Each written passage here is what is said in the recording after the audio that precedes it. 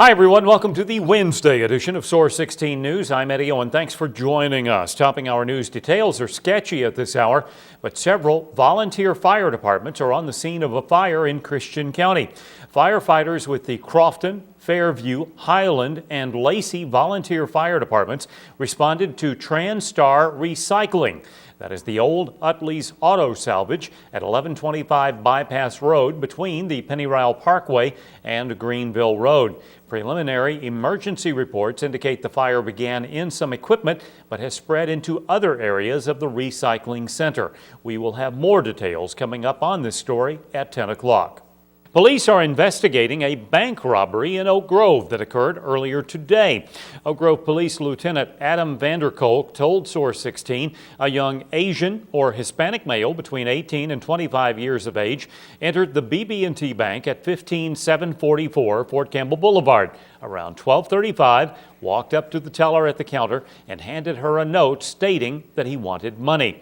The lieutenant says the young man, wearing a blonde wig, dark sunglasses, and a blue dress shirt and a yellow tie, did not brandish a weapon during the course of the robbery, but the clerk complied with the note and handed over an unknown amount of cash. The man then started to exit the building, but turned back around and retrieved the note from the counter and then left in an unknown direction of travel. Oak Grove police have started an investigation into the robbery, and the Federal Bureau of Investigation has been notified. Now, if anyone has information on the individual in the pictures, please contact Oak Grove Police at 270-439-4602 or Crime Stoppers of Oak Grove at 877-490-TIPS. A physical and mental evaluation for a Nashville woman accused of attacking the mayor's wife is incomplete. Christian County Circuit Court Judge Andrew Self provided prosecutor Lynn Pryor and attorney Nancy Calloway a copy of a report from a doctor with the Kentucky Correctional Psychiatric Center, who requested more information to back up Lori Ann Little's claims she revealed during her evaluation. Now, according to Calloway, Little was non-compliant with the doctor and refused a physical exam because she was not given enough time to shave and prepare for the exam. During her court appearance today, Judge Self denied a motion to release Little, who was holding a picture of a woman in her hands. Judge Self told Little's attorney until her client completes the KCPC exam, signs necessary documents, and provides necessary information, the motion to release her client would not be addressed. As we previously reported, Little is charged with first-degree burglary and fourth-degree assault after allegedly going to Mayor Dan Kemp's Deepwood Drive home and forcing her way into the residence, physically attacking his wife, Henrietta, December 15th of last year. Little is scheduled to appear in Christian County Circuit Court again on May 18th for a pretrial conference. About 3,800 people have been evacuated in Fulton and Livingston counties due to rising water. Kentucky National Guard Sergeant Cornell Marvin reports that the residents were evacuated yesterday from the cities of Hickman in Fulton County along the Mississippi River and Ledbetter and Smithland in Livingston County along the Ohio River. He said some of the evacuees sought shelter with family members while others dispersed to 4 shelters. Meanwhile, as we reported last night at 10, Governor Steve Beshear traveled to western Kentucky yesterday to assess flooding and response efforts in the region. The fact that the Army Corps of Engineers blew the levees over in Missouri has created, I think, a situation that is going to help us in the long term. In the different areas that we've been to, the water has gone down some. And we're now a little more hopeful that we can avoid at least some of the devastating damage that we were otherwise expecting. Hickman seems to be in decent shape right now. Paducah is okay, and they now think that their convention center may be okay now that the water levels have gone down some as a result of the blowing of the levees. We're still extremely worried about Smithland, Ledbetter. I think that's going to be a close call. The governor says he is thankful that Kentuckians have been spared from the disaster like in Alabama, but also expressed condolences to those families who lost a loved one due to severe weather. We've obviously had some evacuations, and we're trying to stay on top of that, make sure that people get out at the appropriate times. I know nobody wants to leave their homes, but we're worried about their lives, and we just want to make sure that they're safe. You know, as tough as we've got it right now and as much property damage as we're suffering, we have at least not had the devastating loss of life that places like Alabama have had, and I know we're all thankful for that, and that our prayers are with those families who have lost loved ones. We've had one flood-related casualty, an off-duty policeman, I believe in Mayfield. After visiting Fulton and McCracken counties yesterday morning, Beshear was at the Benton Armory in Marshall County to visit the recently opened Regional Emergency Coordination Center to ensure all emergency management agencies were communicating properly and that the agencies had enough resources to respond to emergencies. According to Beshear, the emergency response efforts during this disaster were nothing short of heroic. Callaway County residents cleaning up recent storm debris don't need to leave it at the curb. Kentucky Transportation Cabinet spokesman Keith Todd said that for some reason residents of Murray are bringing tree limbs and other debris to the edge of the road, apparently expecting either the state or city to pick it up. However, he adds the debris will not be picked up by state highway crews or by the city or county. According to Todd, individual property owners are responsible for removing and properly disposing of the debris, and that there will be no pickup.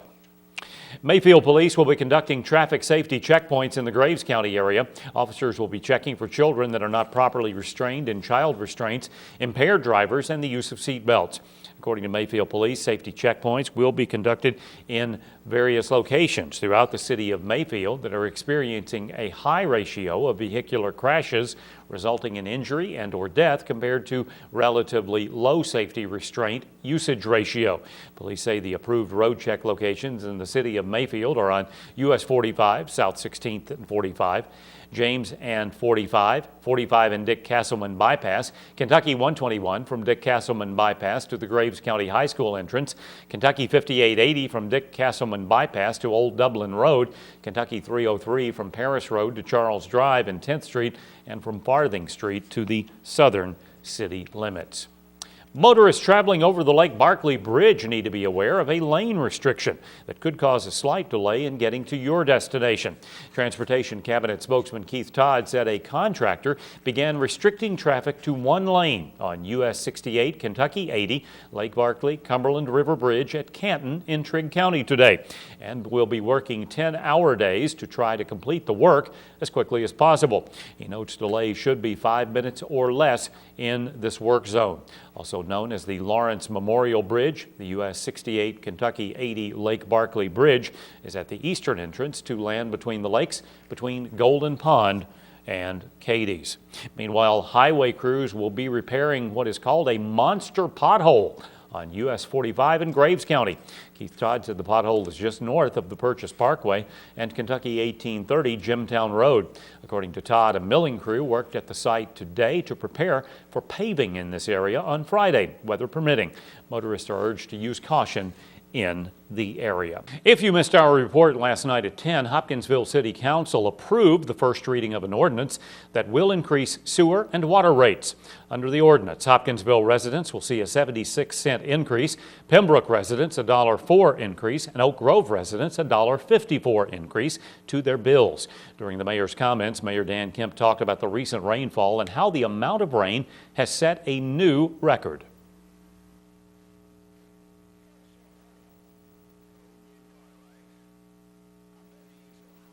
Everybody knows that we've received a tremendous amount of rain, and the exact amount for the last 10 days does qualify as a 100-year, more than a 100-year flood event with 12.27 inches of rain in the last 10 days. We're very grateful and pleased to report that we don't know of any family or business which had to move out of their home or business. In other business, City Council approved a community development block grant worth over $313,000 for various programs. Also during last night's meeting, two special solid waste employees, Christopher Combs and Darrell Hook, were recognized for a heroic deed. Because of them being very conscientious about doing their jobs, they managed to save the life of a young person here in Hopkinsville just a few days ago. Councilwoman Kimberly McCarley and Marby Schlegel were absent from last night's meeting. Here's Hopkinsville Christian County Crime Stoppers Coordinator, Officer Paul Ray. These are our featured fugitives of the week. This week, Hopkinsville police need your help locating 2 wanted fugitives. Police are looking for 27-year-old Tommy David Powers, who's wanted on multiple felony charges. Powers is a white male who stands 6 feet, 4 inches tall and weighs 300 pounds. His last known address was the 400 block of Cave Street. Police are also looking for 26-year-old Elara Regina Settles, who's wanted for first-degree assault. Settles is a black female who stands 4 feet, 11 inches tall and weighs 130 pounds.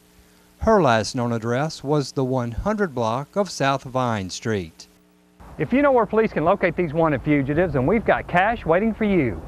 Pick up your phone now and call our tips line at 887-TIPS.